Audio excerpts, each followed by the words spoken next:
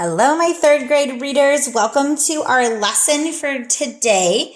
This week, we are starting on a new concept and kind of reviewing a previous concept. So we're going to be looking at informational text or nonfiction text and talking about the maps, the photographs, text features, and how we can gather information from it. Most of the stories this week are going to have to do with inventions and where they came from and those ideas. So we're going to start together today, and we're going to be on page 282 in our LAFS Ready book. I have a highlighter and a pencil available so that I can find some important parts and underline them in my text. So today, this week, our goal is to use information from both the pictures and the words in a text to understand what we read. So connecting those things together. So text, meaning stories or passages, use words and illustrations or pictures, we've talked about that before, to provide information in the passage. Illustrations can also include photographs, meaning taken with a camera, or maps. Maps are drawings that show cities, roads, rivers, and other details of an area. So I'm sure you've seen a map before. By thinking about both the words and the pictures, you will better understand what you are reading. You can use the information from both the words and the pictures to tell you what we've read. So remember, informational texts often include illustrations and maps and photographs to help me understand what is written in the text. They don't just put it there for fun. Remember, illustrations are something that explain or show more detail, and maps tell me where things are located. So we're going to start by looking at this map here. It's from a booklet about campgrounds at Pleasant Lake, and we're going to try to figure out what can we learn from this map and the information below it. So here I see Pleasant Lake, I see a highway, I see all kinds of different things occurring, a compass to tell me which direction I'm going. And below it I read the words, at Pleasant Lake, you can enjoy boating, fishing, water skiing, and swimming. The lake is located 15 minutes from Mount George. Campsites are available. Call, and then here is the number that we're going to call today. So when I look at this, I want to figure out what is the connection? What are the words telling me? What is the map showing me? And what can I learn from both? So first thing is I'm going to look at the words. When I look at the words, I see that it tells me that I can do boating, I can do fishing, I can go water skiing, I can go swimming. So it's giving me activities. I also notice that it's telling me where it's located so that I can find it. And it tells me that there's campsites, which means I can camp. And here's how I'm going to call if I want information. Now, when I look here, I see some things in the picture. I see tents and what we call RVs, which tells me that these are places I can camp. I see these kind of pine trees with little picnic tables next to them, which must mean I can have a picnic there or hang out. I also notice here's a dock with some boats off of it, so it must be some boating and fishing. And I see over here lots of woods, which might tell me some hiking areas. I see Mount George and the road that's going to lead me to it with a couple miles. So some of the things I wrote here or circled here I'm noticing are together.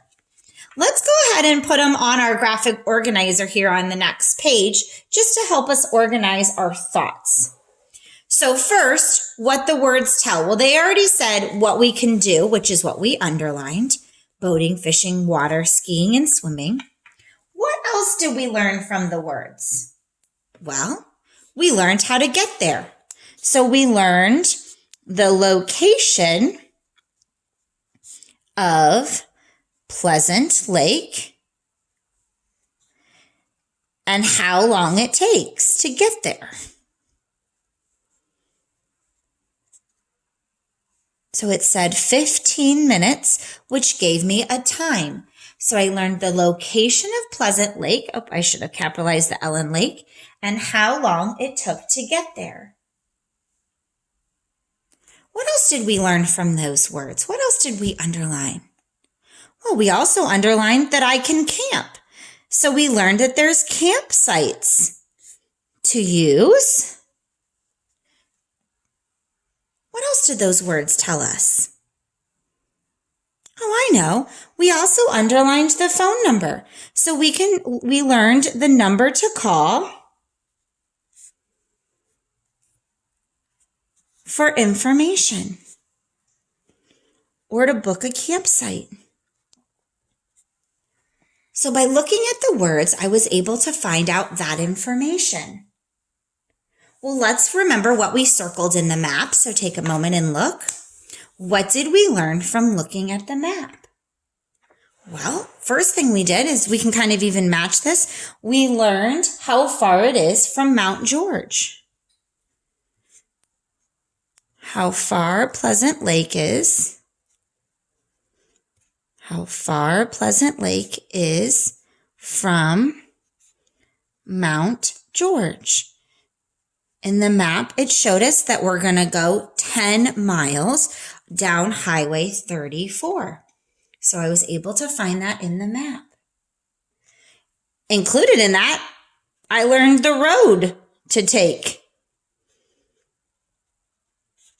to get there.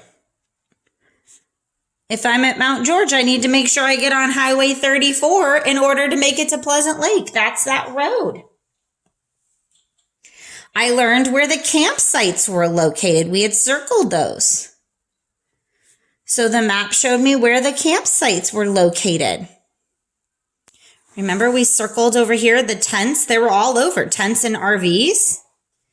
We also learned where the dock and boats are located.